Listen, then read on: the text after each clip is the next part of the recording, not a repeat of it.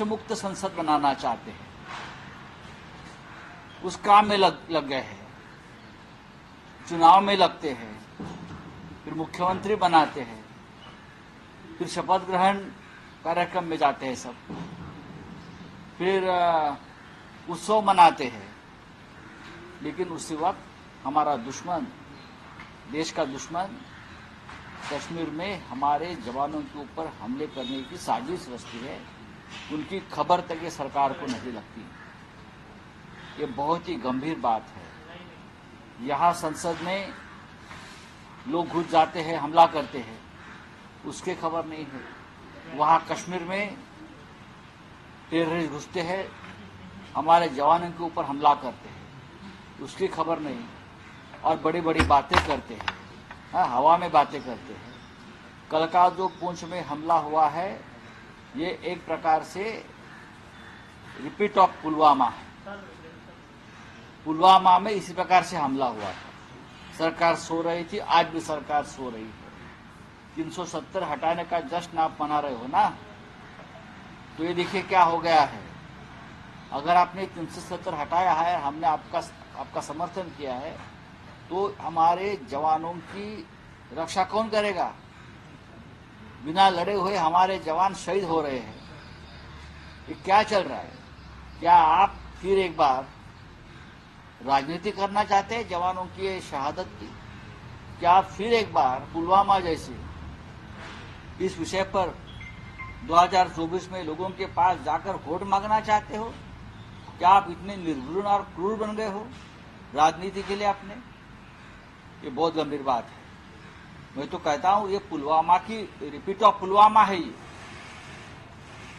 जवानों की संख्या कम है, पुलवामा में 40 थे, यहाँ 5 है। लेकिन उसके पहले भी आप देखिए 2 महीने में कितने जवानों की हत्या हो गई।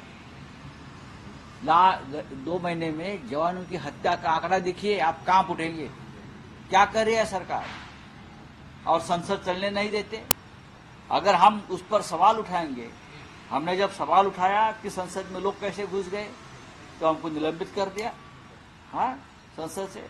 अब हम ये पुंछ के बारे में सवाल पूछेंगे तो हमको दिल्ली से भी निकाल देंगे, देश से निकाल देंगे ये लोग, खत्म कर देंगे हमारी सदस्यता। सवाल मत पूछो। ये कौन सी लोकशाही है? ये कौन सा लोकतंत्र है? सर, वही बात करें, लोकसभा के बाद राज्यसभा में 3 क्रिमिनल बिल पास किए गए। वहीं अमित शाह ने कहा जो पहले चलता था तारीख पे तारीख, वो खत्म हो जाएगा। अरे तारीख पे तारीख तो चलता ही रहेगा। जब आपकी बारी आती है तो तारीख पे तारीख चलती है। सबसे बड़ा क्राइम इस महाराष्ट्र में हुआ है।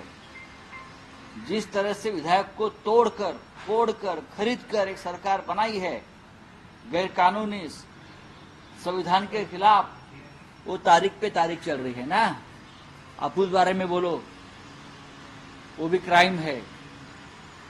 तारीख पे तारीख की बात मत करिए जब आपके सुविधा के लिए तारीख पे तारीख हो जाता है। सर, बात करते हैं राम मंदिर का। 22 तारीख को भव्य दूसरा से राम मंदिर का उद्घाटन होने वाला है। लगभग 7,000 से ज्यादा लोगों को, वीआईपी लोगों को निमंत्रण दिया गया है। हालांकि शिवसेना का बड़ा योगदान था राम मंदिर को लेकर, लेकिन अभी तक निमंत्रण क्या? देखिए, जिसका योगदान है उनको कभी नहीं बुलाएंगे। निमंत्रण नहीं आया अब तक तो नहीं आया है, क्योंकि हमारा बहुत बड़ा योगदान रहा बाला साहब ठाकरे जी का और शिवसेना का। तो हमको हमारा योगदान का हिस्सा नहीं मिलेगा। सब कुछ तो ये लोगों ने किया है ना। अगर आप राम मंदिर की क्रेडिट लेना चाहते हो तो देश में आज जो हो रहा है, पुंछ में हो रहा है, संसद में घुसपैठ हो रही है, उसकी भी जिम्मेदारी लो भाई। क्या शिवसेना अगर निमंत्रण नहीं आता, शिवसेना क्या राम मंदिर उद्घाटन में जाएगी? अगर देखिए, राम मंदिर किसी की व्यक्तिगत प्रॉपर्टी नहीं है, जागीर नहीं है।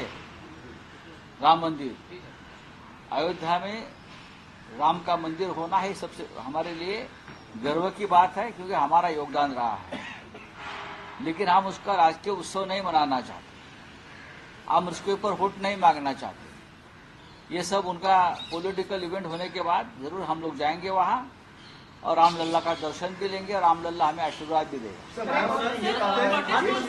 कहीं ना कहीं देखने को मिल रहा है, अपोजिशन पार्टीज भी प्रोटेस्ट कर रही है और रूलिंग पार्टीज भी क्या है मायावती ने सर बड़ा स्टेटमेंट दिया। हालांकि इंडिया अलायंस गठबंधन के लिए कभी भी सवाल बनाया मायावती गठबंधन में शामिल होंगी या नहीं होंगी, उसके तरफ उनके बाकी मायावती का बयान आया है कि देश हित के लिए वो कहीं भी जा सकते हैं।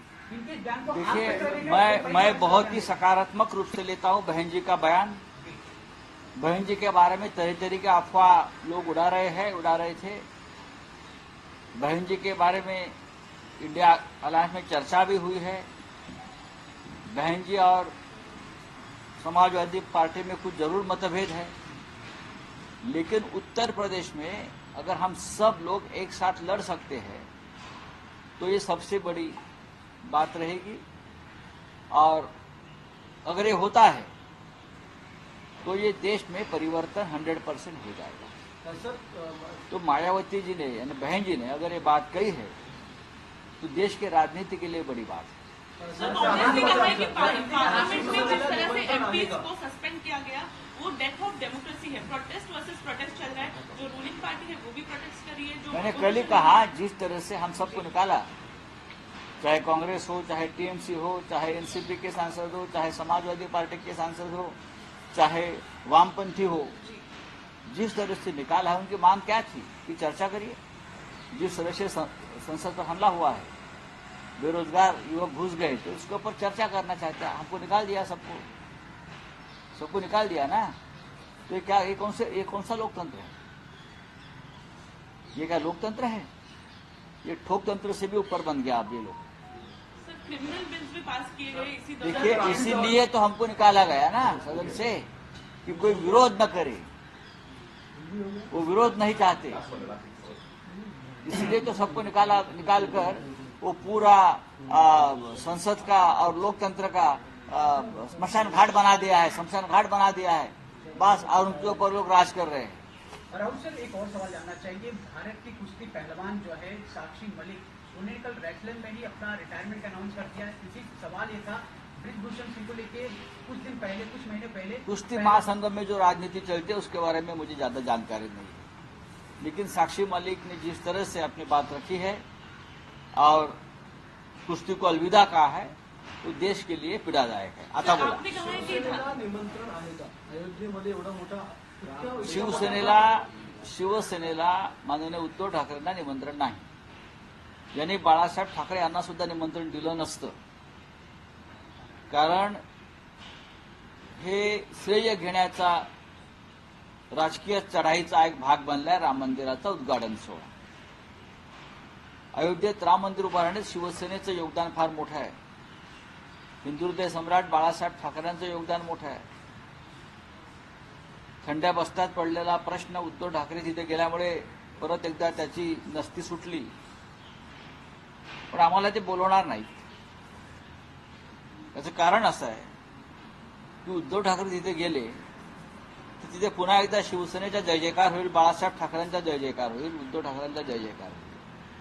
त्याच्यामुळे ज्यांचं योगदान आहे त्यांना ते सन्मानानं कधीच बोलवणार नाही। पण अर्थात प्रभू श्रीराम हे सगळ्यांचे आहेत, ते एका राजकीय पक्षाचे किंवा एका नेत्याची जागीर नाही। त्यांचा राजकीय सोहळा होऊन जाऊ द्या, मग आम्ही धार्मिक उत्सव जाऊन करू। सर, आपने सामना में ये लिखा है कि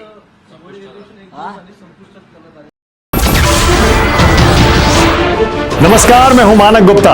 अगर आपको हमारा ये वीडियो पसंद आया हो तो इसे लाइक और शेयर जरूर करें, और हां, हमें सब्सक्राइब और फॉलो करना ना भूलें ताकि आप देश और दुनिया की कोई खबर मिस ना करें। तो जुड़े रहिए हमारे साथ और देखते रहिए न्यूज़ 24।